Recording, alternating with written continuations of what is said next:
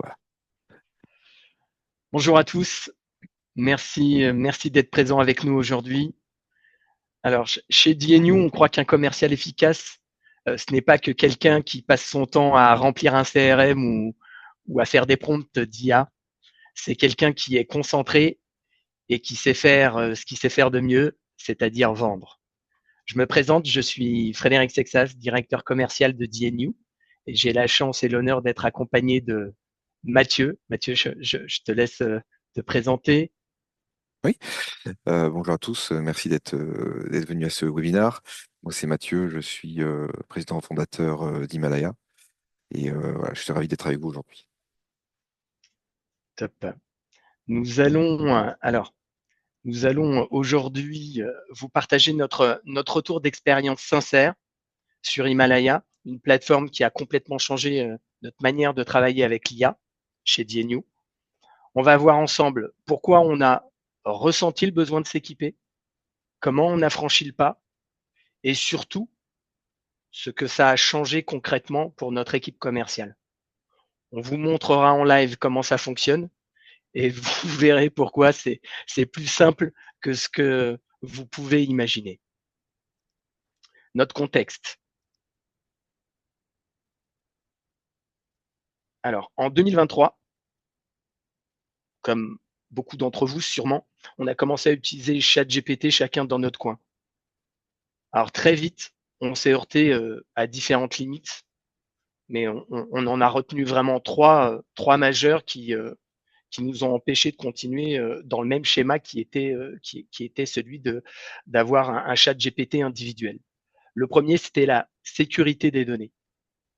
Pourquoi? Parce que bah, forcément, on partage des informations et on ne sait pas avec qui on les partage et on ne sait pas où elles se retrouvent. Le deuxième, c'était l'absence totale de travail collaboratif. Bah, quand chacun est sur son chat GPT, on a une expérience a posteriori sur laquelle on peut échanger, mais on n'a pas au moment de la pratique, au moment de l'échange sur l'utilisation de l'IA, de véritable travail collaboratif. Et, et surtout, et surtout, le troisième point, c'est qu'on avait des réponses inconsistantes selon les prompts et les personnes. Bon, ce point-là étant lié aussi à la sécurité des données, puisqu'on ne partage pas forcément de la documentation et de la connaissance d'INU au travers des prompts.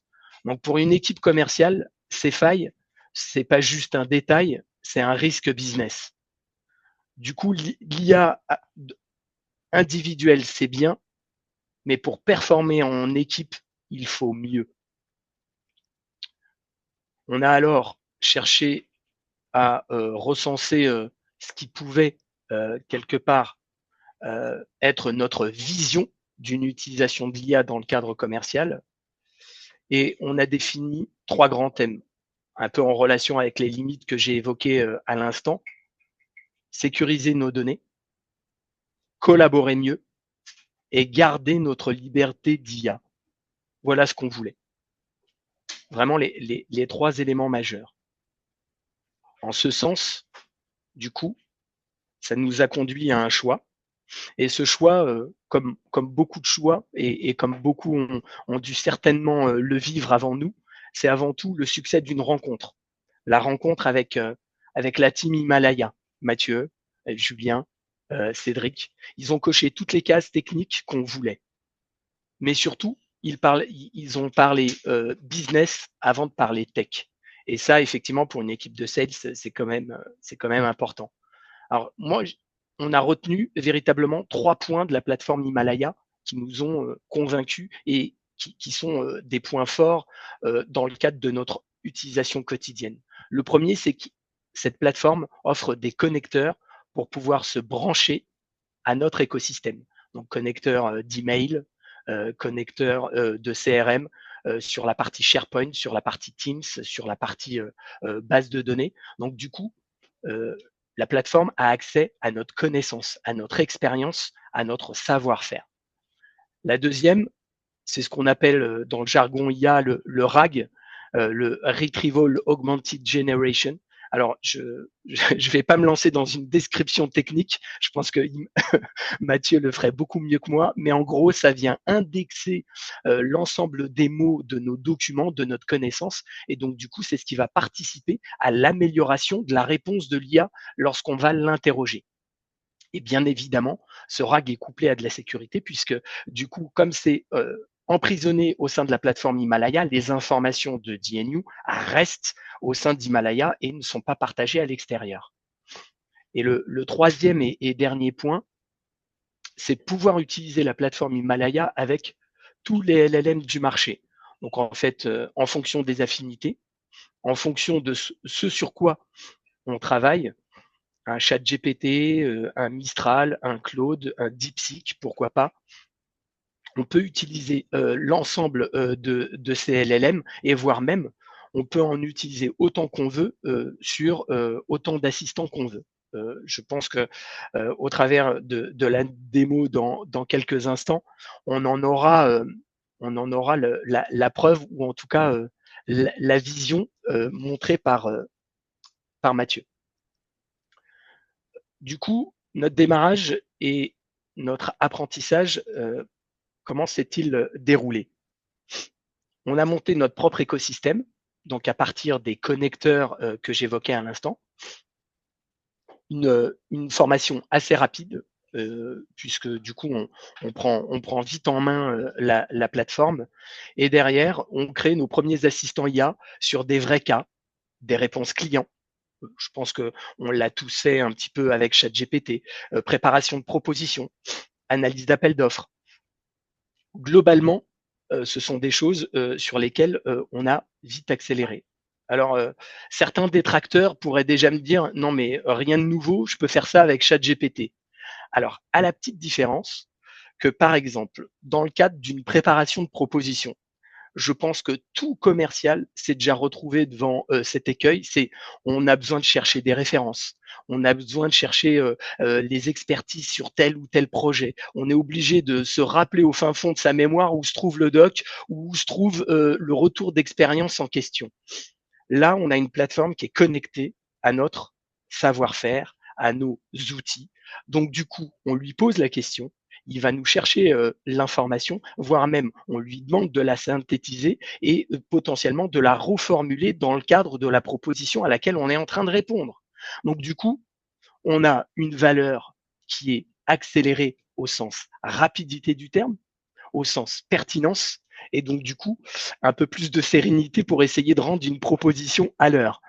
Donc là, vraiment, on gagne en efficacité sans stress.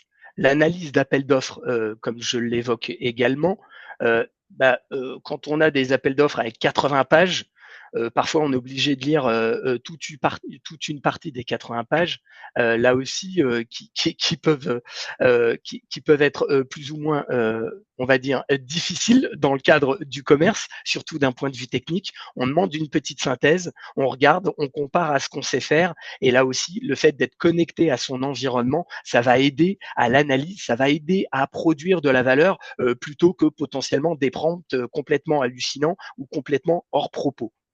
Donc à chaque étape, on gagne de la vitesse, on gagne de la pertinence et on gagne du confort de travail. Tout le monde y trouve un levier pour aller plus vite, mieux préparer ses rendez-vous, puisque du coup, forcément, on a tout ce travail en amont qui peut être réalisé et accéléré. Et au final, comme comme c'est l'objectif de tout commercial, c'est de mieux répondre aux besoins du client. Donc, pour le coup, l'IA va augmenter notre valeur au sens où elle aide à formaliser les choses, elle aide à la structurer et elle ne la supplante pas. Là, on est bien en train d'évoquer une IA qui accompagne et qui utilise l'information de DNU et qui ne la crée pas à partir de rien. C'est là, en fait, toute la différence. En tout cas, à ce stade, elle ne nous a pas encore remplacés. Voilà. Euh, j'ai peut-être été un peu long sur ma partie contextuelle. Donc, sans trop de transition, je vous propose de passer à une vision un peu plus démonstratrice. Donc assez parlé. Je vous propose maintenant de voir en live comment tout ça fonctionne. Alors l'objectif de la démo, c'est tout simplement de voir comment fonctionne Himalaya et notamment un assistant IA dans le cadre de la plateforme Himalaya. On est bien sûr, alors pour information, sur une base de démo pour des raisons de confidentialité de données d'INU, mais aussi par rapport à nos clients. Donc, mais ça ne change absolument rien à ce qu'on fait aujourd'hui avec la plateforme et à ce qu'on va faire, parce que je suis pas sûr, mais Mathieu va peut-être présenter des petites choses qui sont dans notre next step, mais que j'aurai probablement encore l'occasion d'évoquer juste après sa présentation. Mathieu, je te laisse le champ libre. Ok, Tu as pas toute de souci. liberté. Euh, Merci à toi. Donc, je vais effectivement partager mon écran. Alors, le bon écran, parce que il y a toujours cette petite blague de l'écran. Hop, excusez-moi. Vous devriez tous voir maintenant l'interface d'Himalaya. Oui, en ce qui me concerne, Ok, donc je pense j'imagine que que c'est bon pour tout le monde. Donc Himalaya, effectivement, c'est une interface conversationnelle, comme vous pouvez le voir, qui ressemble un peu aux interfaces qu'on voit sur le marché. Donc ça commence à devenir ce qu'on appelle le dominant design, donc le design qu'on voit de plus en plus sur les outils produits actuellement. Donc c'est une interface conversationnelle avec voilà, donc là on peut avoir un certain nombre d'options, je vous en parlerai par la suite. Donc mes assistants sont sur le côté, c'est des assistants qui sont built-in, donc qui sont inclus dans le produit par défaut. On peut aller explorer ces assistants avec faire ses propres assistants, créer ses assistants. Il y a des assistants qui sont pour moi, des assistants qui sont pour ma team et des assistants plus globaux pour les administrateurs. Et en fait, si je veux avoir un assistant ou l'enlever, je le pin comme ça, etc. Donc, ce qu'on voulait vous montrer, effectivement, je peux trier mes assistants. Ce qu'on voulait vous montrer, c'est qu'est-ce qu'il y a un peu derrière. Donc, Himalaya vient par défaut avec deux assistants génériques. Donc, c'est un premier assistant de recherche. Donc, si je tape un mot-clé, alors que ce soit un mot-clé technique, un mot-clé sur un client, voilà, je vais pouvoir avoir une recherche globale sur toutes les ressources internes qu'il y a au sein des sources connectées à Himalaya. Donc là, c'est des sources qui sont ou des données qui sont des données de test, hein. C'est pas les données d'INU, mais voilà, ça montre en fait toutes les données auxquelles on est connecté et connectable. Donc ça, c'est un agent de recherche globale. C'est si je me souviens plus, voilà, je pense à quelque chose. Voilà, je me dis, dans ce document, il doit y avoir quelque chose. Donc, on peut rechercher le document de cette manière-là.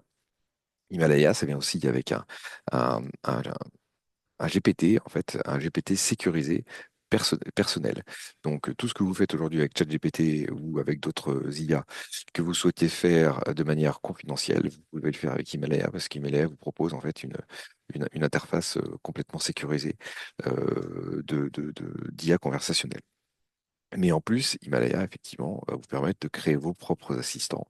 Donc des assistants, c'est comme si vous alliez demander à un collègue de faire une tâche, eh bien un assistant, ça représente une tâche. Si je vais, par exemple, demander à euh, une personne qui fait des comptes rendus sur des notes sur des sociétés, par exemple, on peut utiliser NewScout qui va aller regarder les dernières informations sur des sociétés données. Donc, par exemple, je vais dire, donne-moi les dernières informations sur Renault. Hop, sur Renault. Donc, si je dis, donne-moi les dernières informations sur Renault, euh, nous, ce qu'on va faire, c'est qu'on va ici, cet assistant, regarder le dernier résumé de l'entreprise, et proposer quelles sont les dernières informations clés, les produits et services. Par exemple, là, Renault a sorti une Renault 5 Turbo 3E qui est visiblement super rapide. Quelles sont les dernières présences publiques, les activités générales, etc. Et on va faire une note de synthèse comme ça il va aussi présenter les différentes sources. Alors là, c'est des sources externes, des sources qui sont pas au sein d'Himalaya. On va faire de la recherche sur le web et structurer un rapport sur l'activité d'une entreprise, par exemple. Donc ça, c'est très bien pour savoir, bon, j'ai une société, je ne sais pas qu'est-ce qu'ils font cela, ou alors j'ai entendu parler d'eux. Ça me permettra rapidement d'avoir une vue complète de ce que fait cette société. Mais donc ça, c'est très bien. Par exemple, ça, ces informations-là, si ça m'intéresse, je peux aller me les envoyer, par exemple, en utilisant le petit arrobas. On peut aller appeler des agents, d'autres agents qui sont configurés au sein d'Himalaya, et ça va me permettre en fait de chaîner les agents. Et là, je vais faire un envoi d'email à mon propre email par l'intermédiaire de ce chaînage d'agents. Donc tout ce qu'il y a dans le contexte, je peux me l'envoyer par email, je peux en faire un PowerPoint, je peux en faire un export PDF par exemple. Ce qu'on va pouvoir faire aussi, c'est faire des recherches et structurer de l'information de manière plus spécifique sur des documents internes. Donc, par exemple, de la même manière, là, je vais dire dis-moi tout sur Renault. Renault, c'est aussi un compte sur lequel on a des informations au sein de la société.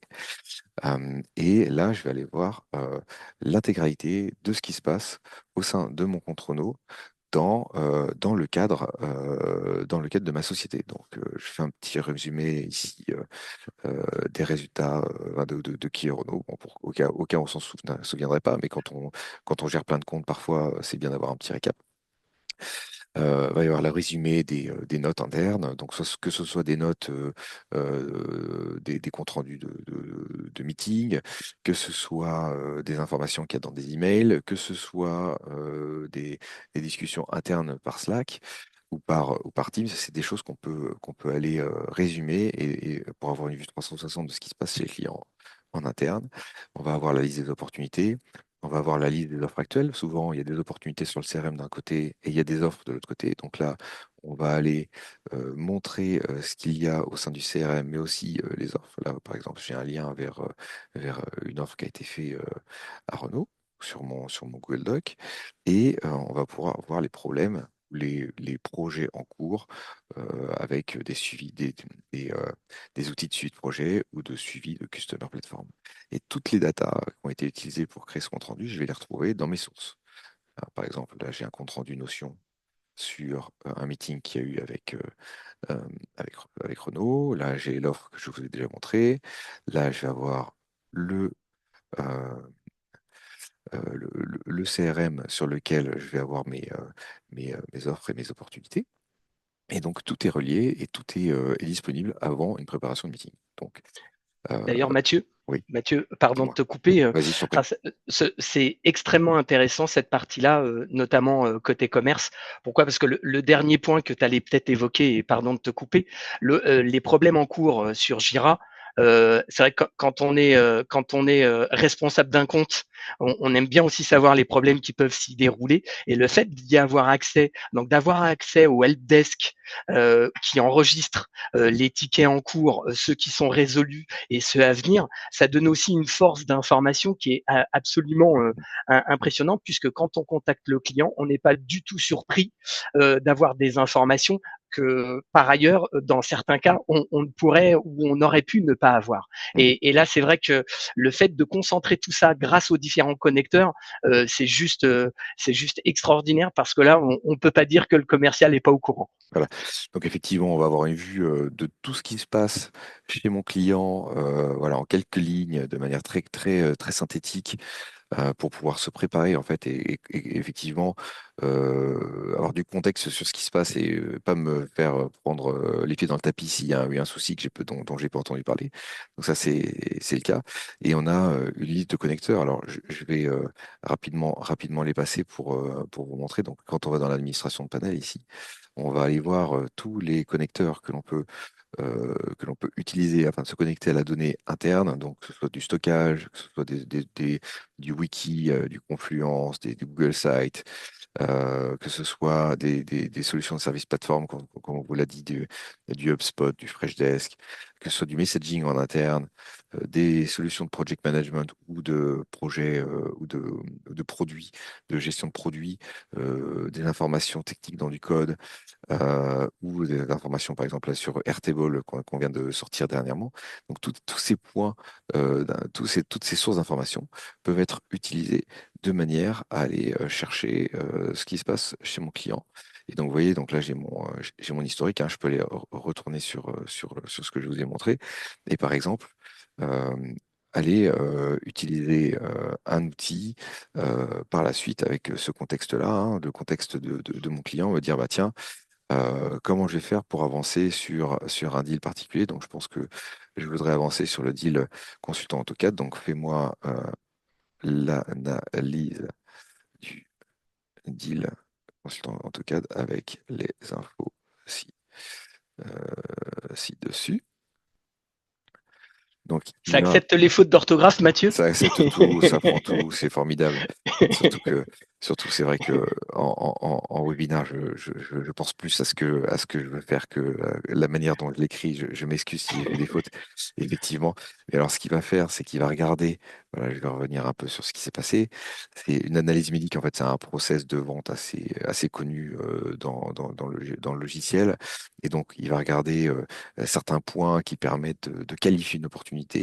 Et en fonction de comment ces points ont été bien remplis ou non, il va aller proposer un certain nombre d'actions pour avancer sur ce deal et permettre d'avancer vers la conclusion. Donc là, c'est un exemple de j'ai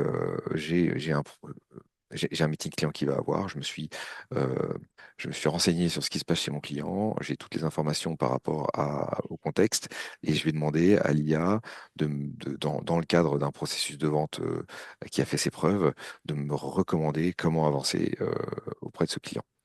Et là, c'est ce que j'évoquais exactement tout à l'heure, c'est-à-dire que on a une IA qui est au service de DNU dans le sens où elle va interroger ou proposer des actions en fonction du contenu de notre CRM et des démarches qui ont déjà été entreprises. Donc, on n'est pas sur un IA qui délire et qui crée des choses, on est sur une IA qui est en train de se focaliser sur le contexte, le contenu et proposer des recommandations. Excellent. Donc, à la suite, bon, généralement, ce qui se passe, c'est quand on a voilà, un meeting en cours, où on a certaines personnes que l'on veut contacter. Et ce qu'on a proposé aussi comme assistant, c'est cet assistant de LinkedIn Check, hein. Donc, euh, on va aller regarder en fait une personne au sein de la société qui nous intéresse, qu'on a envie de contacter, et on va aller regarder son passé et proposer en fait une manière de s'engager avec lui. Alors, j'avais maintenant, je l'avais mis là, hein, la personne, donc je vais revenir un peu en arrière. Euh, LinkedIn ici, voilà, donc Christophe Chen, hein, qui est une personne qui est au sein du groupe Renault, qui s'occupe de la data et de l'IA. Je vais demander à Himalaya de m'aider. Renault Group.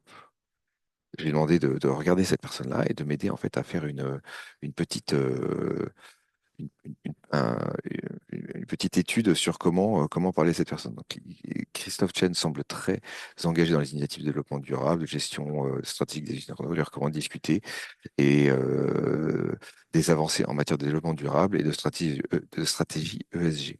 Donc, je peux aller regarder une personne, voir, Himalaya va regarder euh, qui est cette personne, qu'est-ce qu'il a posté, quels étaient ses centres d'intérêt, c'est quoi sa boîte, etc. Et me proposer en fait une idée d'engagement.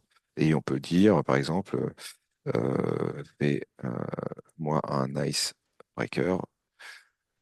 Donc un icebreaker, c'est un petit commentaire qui me permet de proposer mes services. Fais-moi un icebreaker pour cette personne. Et là, il va effectivement proposer, voilà, j'ai récemment lu que Renault Group est intégré dans le CAC 40, ESG, super.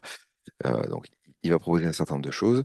Et là, ce qu'on va pouvoir faire, c'est qu'on va pouvoir éventuellement changer de modèle. pour utiliser un modèle peut-être qui est un modèle plus efficace dans la création de contenu ou un modèle qui est plus efficace dans l'analyse. Ça, c'est des choses sur lesquelles on peut vous aider. Himalaya n'a pas d'adhérence au langage de modèle qui est proposé. On peut proposer tous les LLM du marché. Et là, par exemple, j'utilise Mistral parce que c'est français, et c'est bien. Je vais faire refait, Surtout en ce moment. voilà, refait des trackers. Et donc, du coup, voilà, Mistral me propose quelque chose d'un peu différent. Et puis, je peux converser avec lui pour me proposer quelque chose et après l'utiliser dans le cadre d'une conversation email, LinkedIn, etc. Et donc, ce qui se passe, c'est une fois que j'ai parlé avec mon client, je vais aller sur mon CRM, par exemple, et ce qui se passe, c'est qu'on va pouvoir utiliser Himalaya aussi dans le cadre d'une navigation web. Donc, je vais pouvoir être sur mes outils, que ce soit sur le CRM, sur HubSpot, que ce soit sur un ERP, que ce soit sur Salesforce ici. Et je vais pouvoir utiliser aussi Himalaya pour m'aider tous les jours dans ma manière de travailler. Donc, on avait vu qu'on avait une petite opportunité ici qui s'appelait une opportunité consultant AutoCAD. Euh, donc, on va utiliser Himalaya pour m'aider à chercher une personne qui sera potentiellement intéressante pour cette opportunité. On pourrait faire ça dans le cadre de produits plus techniques, que ce soit des produits de recharge, par exemple de recharge de voitures, ou des produits de vente de logiciels, ou même des produits, même du service, hein, quel service je peux proposer à mon client. Ici, dans le cas de DNU, c'est vrai que DNU est plutôt dans la proposition de personnes au sein d'entreprises. Donc, on va essayer de coller aux besoins, voilà, aujourd'hui, qui est voilà, le besoin de mon client et d'avoir un consultant AutoCAD.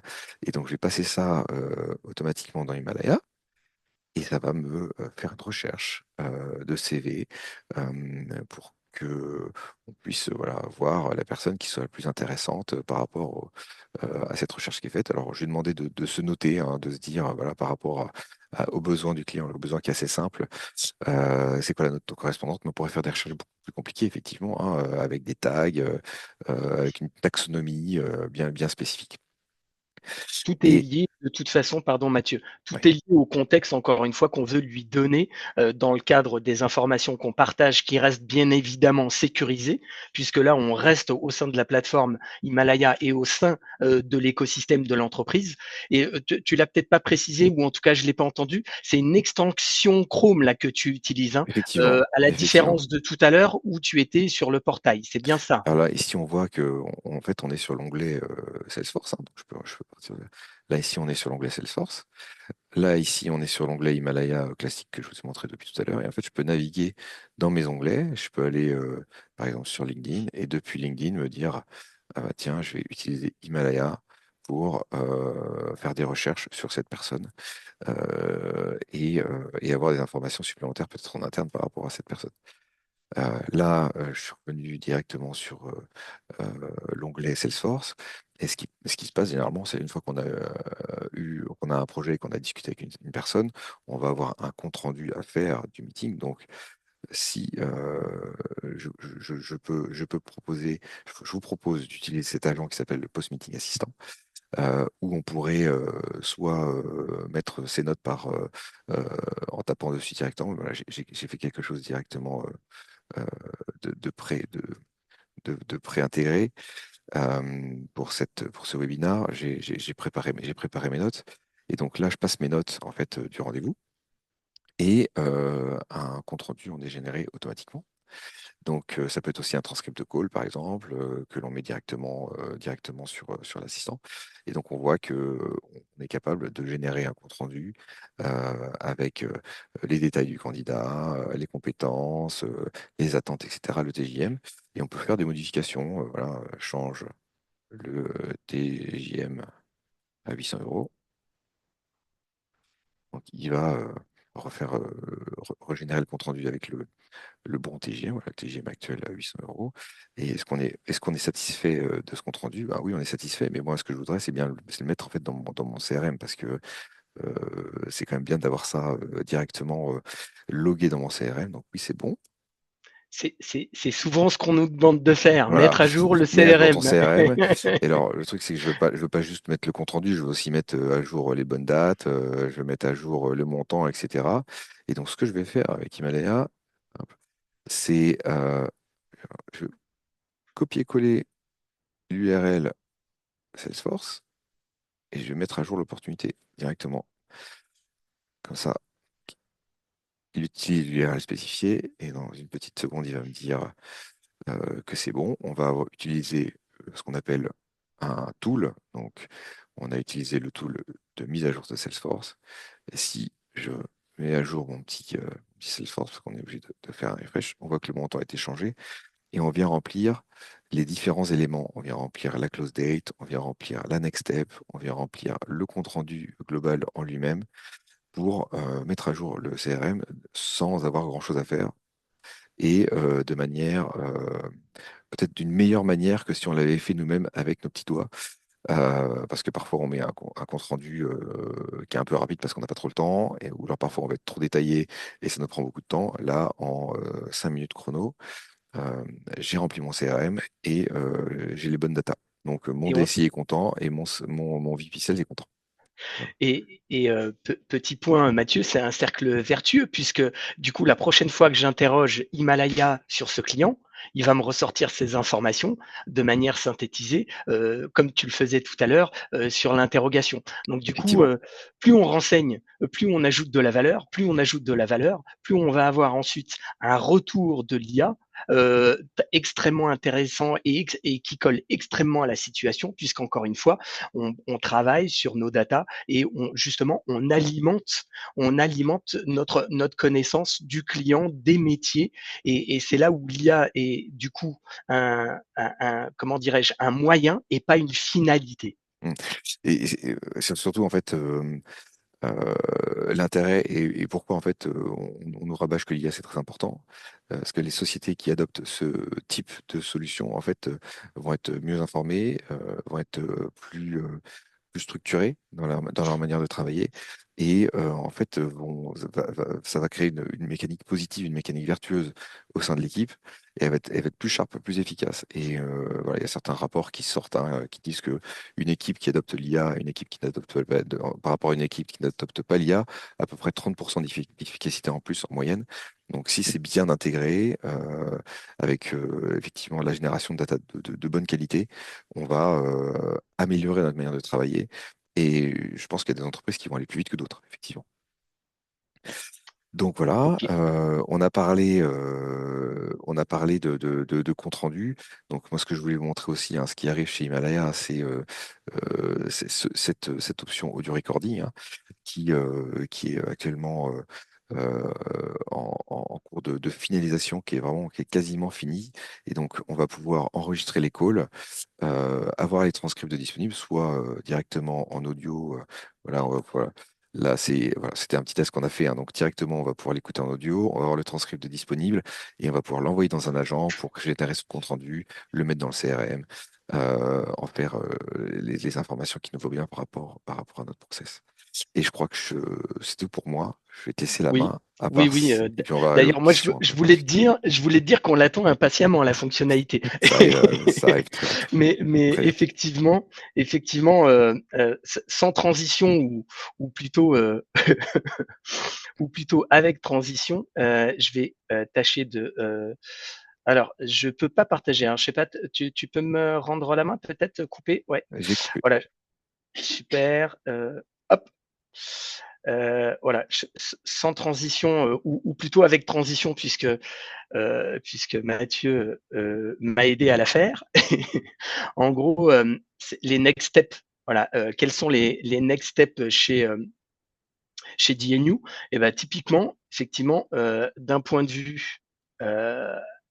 vue commerce, bah, l'analyse audio des réunions, c'est clairement un point extrêmement intéressant. On n'en loupe pas une miette, on a les retranscriptions, on peut remettre ça à jour dans le CRM, on peut partager les notes en interne. Enfin, voilà, une valeur ajoutée que Mathieu vient de démontrer que je n'ai pas à recommenter, je pense.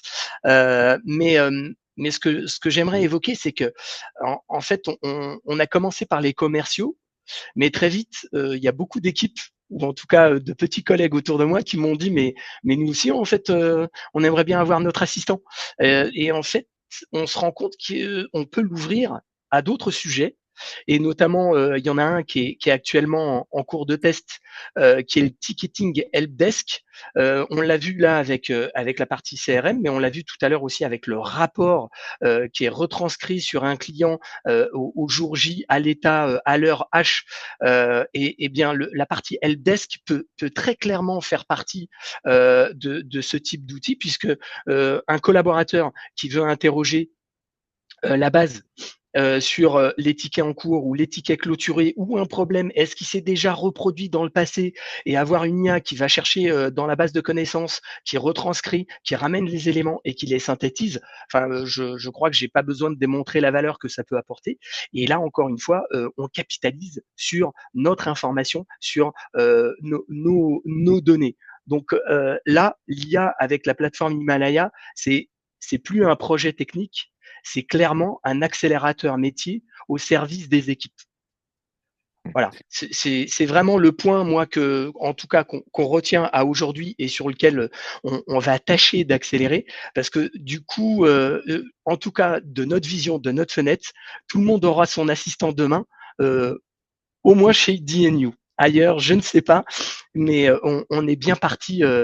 On est bien parti pour ça. Je vois qu'il nous reste 3 minutes. Je ne sais pas si c'est assez short ou pas, mais pour peut-être quelques questions. Je sais que c'est des timings un peu courts, mais l'idée, c'est aussi de pas complètement noyer les gens d'informations. S'il y a besoin, on est bien évidemment disponible offline pour échanger. Mais je ne sais pas s'il y a des questions sur la personnalisation.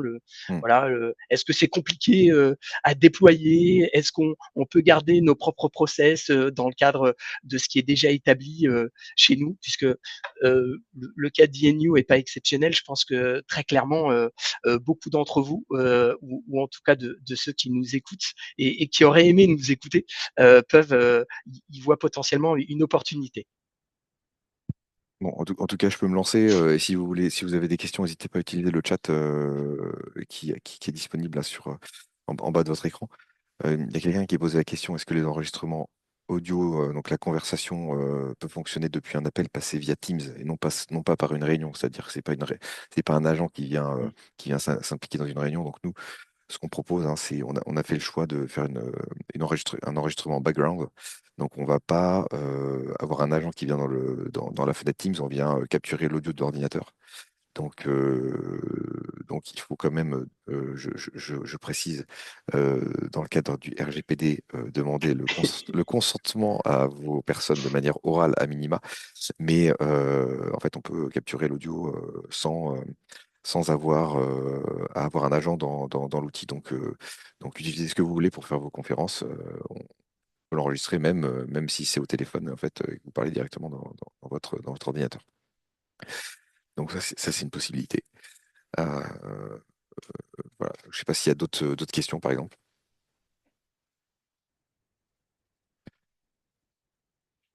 Mais s'il n'y a pas d'autres questions, je pense qu'on peut arrêter là. Il est midi 10. On est Donc dans on le a été time. nickel en termes de timing. Voilà, voilà. On souhaite à Je, tout le monde une bonne journée. Vas-y, Frédéric, Non, pardon. non, moi, je voulais juste conclure. Alors, je sais qu'il y a des personnes qui m'ont écrit qui ne pouvaient pas être à l'événement de par leur calendrier. La vidéo sera disponible sur notre chaîne YouTube et bien évidemment, on est disponible à loisir pour échanger sur ces thématiques. Merci beaucoup, merci à tous, un très bon appétit et à très bientôt. Bonne fin de journée. Merci, au revoir. Au revoir.